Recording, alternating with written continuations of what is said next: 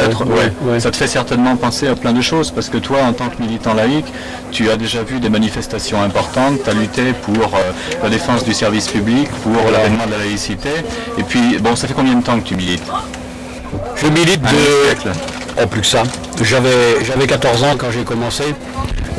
J'étais membre d'une amicale et le président m'avait dit « Partout où tu seras, les curés ne seront pas tout seuls ». Alors depuis ce jour-là, j'ai gardé ça comme ligne de conduite. Et c'est-à-dire c'était juste à la libération, tu vois, en 44-45 par là. Alors c'est là que j'ai commencé à être militant actif parce que j'étais membre du conseil d'administration amical de ce qui s'appelait le 4e canton à cette époque-là.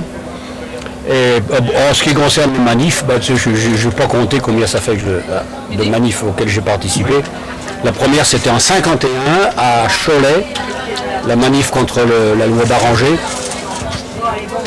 Alors depuis cette époque-là, je ne m'en souviens plus, je suis peut-être venu 10 fois à Paris, on est allé à Cholet, on est allé à... Bon, puis des manifs à Nantes en quantité.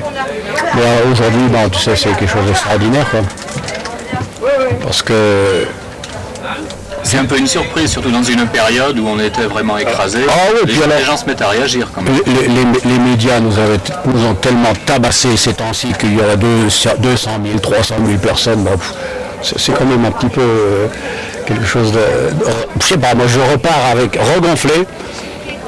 J'arrive à 70 ans bientôt, mais c'est pas pour... Je suis bien, c'est peut-être pas la dernière, hein. Parce que je continuerai tant que je pourrai. Il y a les mauvaises langues qui m'ont dit qu'en fait tu étais venu voir et que tu n'avais même pas fait la manif. Figure-toi que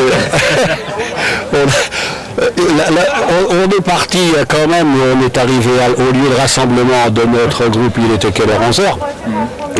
On a démarré à 2h et à 4h il était temps de venir à la gare et on était rendu au point de départ de la manif. Alors inutile de te dire qu'on avait encore 6 km à faire. Bon, ce sera pour une autre fois, quoi. Bon, je pense qu'on a été comptabilisé quand même dans le nombre. Et surtout, ce qui m'a fait énormément plaisir, c'est qu'on voit énormément de jeunes. Et c'est ça qui est bien, quoi, parce que jusqu'alors, on avait l'impression que la laïcité, c'était quelque chose de périmé, c'est quelque chose de passé. D'ailleurs, dans les gens disent que c'est une chose dont on ne parle plus, maintenant c'est pas vrai, hein, parce que au contraire. Hein. Et avec la montée un peu des intégrismes un peu partout, c'est dans notre pays, mais aussi dans les pays étrangers, est-ce que la laïcité, c'est pas justement une valeur moderne, une valeur d'espoir par rapport à tout ce qu'on voit, à toute la montée des sectarismes et de la division des nations, quoi. Bien sûr, parce que la laïcité, c'est d'abord la tolérance, c'est d'abord le respect des autres. Et le respect des autres, ça passe par ne pas les vexer, ne pas les froisser, hein, de s'arranger pour que nos idées personnelles dans un groupement, nos idées personnelles restent en arrière, on n'a pas à les afficher. Si on enfin je parle tout au moins en ce qui concerne les idées religieuses, ceux qui ont une religion, moi j'en ai pas, enfin, ceux qui ont une religion, ils n'ont pas à la mettre au premier plan. C'est leur affaire personnelle, c'est pas l'affaire des libertés personnelles. Ça fait partie des libertés. Et la laïcité, justement, c'est de réserver, de conserver et de préserver la possibilité pour chacun de garder son autonomie, de garder sa liberté de penser et tout. Alors les intégrismes, moi je suis totalement contre ça, parce que ça va totalement à l'encontre de la laïcité, c'est pas...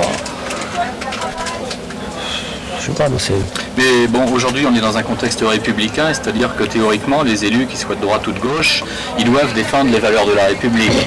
Et est-ce que tu ne crois pas qu'en voulant faire la parité entre le public et le privé au nom de la liberté, ils ont transgressé finalement les valeurs de la République, nos élus? Il est un fait qu'il n'y a qu'une école de la République, il n'y en a qu'une, il n'y en a pas deux. Alors à partir du moment où on a une école qui s'affiche avec une comment ils appellent ça alors déjà je sais leur identité, leur caractère propre. Qu'est-ce que ça veut dire ça, le caractère propre?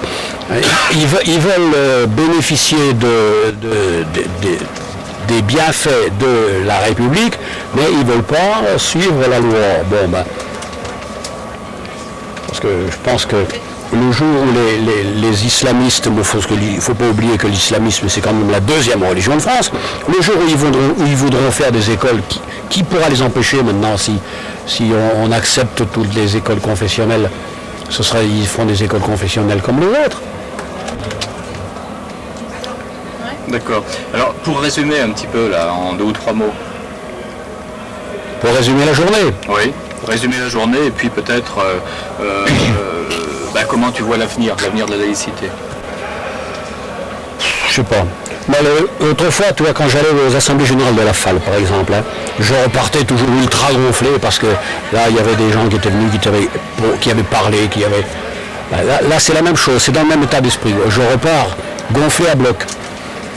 Alors, quant à l'avenir, tu sais, dans le contexte actuel, c'est difficile de se faire une opinion sur l'avenir parce que la laïcité va être tellement bafouée, encore une fois.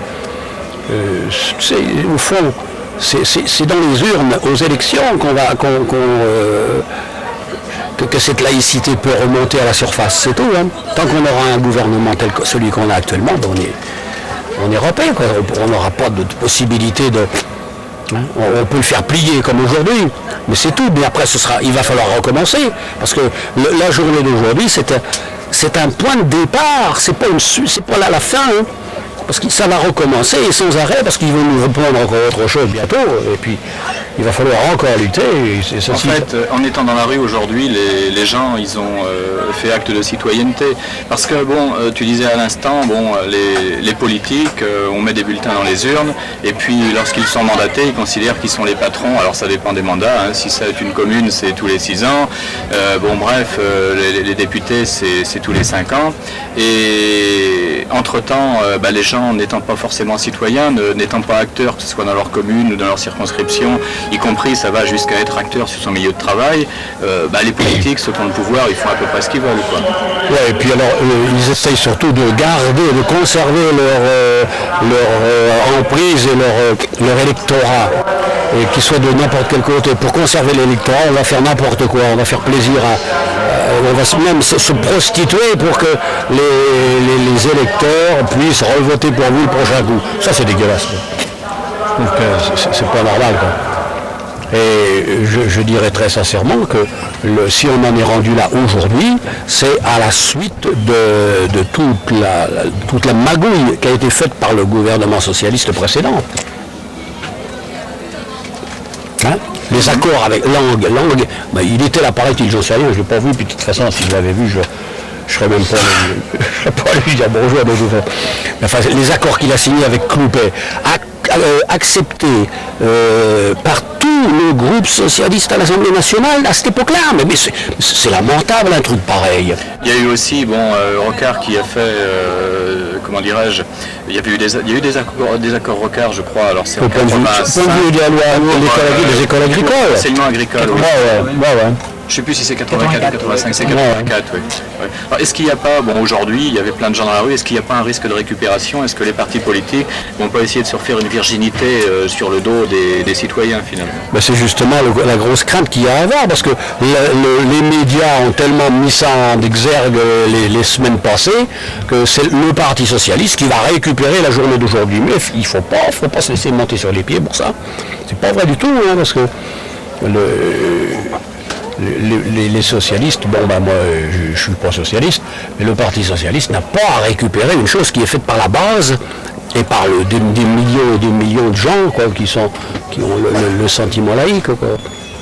Parce que je suis certain que dans tous ceux-là qui étaient là aujourd'hui, il n'y en a pas la moitié qui votent socialiste. Hein. Il ne faut pas se faire d'illusions. Ça a été décidé par la droite que ce serait une récupération socialiste. Il faut bien se défendre contre ça. Avec une mesure quand même que le gouvernement actuel, quand il parle il parle de gouvernement de parti politique de gauche. En fait, il ne cite que le Parti socialiste. Ah ouais, bien sûr. La gauche aujourd'hui, est-ce que c'est uniquement le Parti socialiste, la gauche aujourd'hui? Non, parce que la gauche, ça n'a jamais été uniquement le Parti socialiste. Il a peut-être besoin d'être refondé sur des valeurs. notamment la laïcité. La laïcité, ce serait... Et la citoyenneté. La laïcité et la citoyenneté, ce serait vraiment des bases de discussion, des bases de départ pour un renouveau. Mais c'est pas compliqué. Il faudrait rechercher quels sont les partis qui n'ont pas changé d'optique depuis 15 ans, 20 ans, des partis de gauche qui n'ont pas changé dans leur ligne de conduite.